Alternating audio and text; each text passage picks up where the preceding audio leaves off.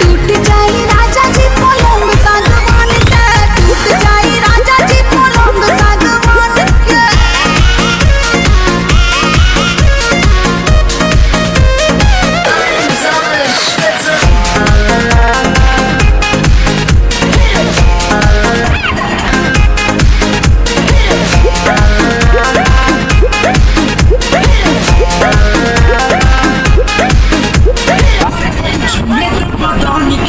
कटन की चादर बिछा देहनी पलंग जी मन पिघला देहनी, पलंग पर झुलुआ झुला देहनी।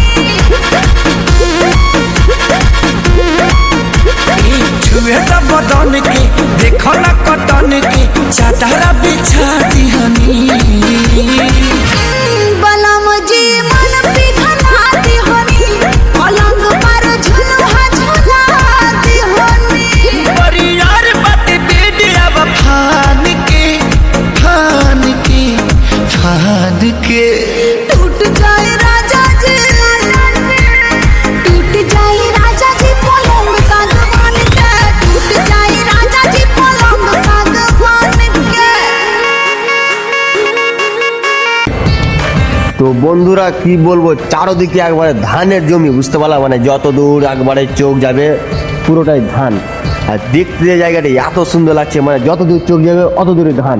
আর ধানের জন্য আর ফাঁকা জায়গায় এবার কোনো গাছপালা নাই, যত দূর চোখ যাবে অত দূর ধান।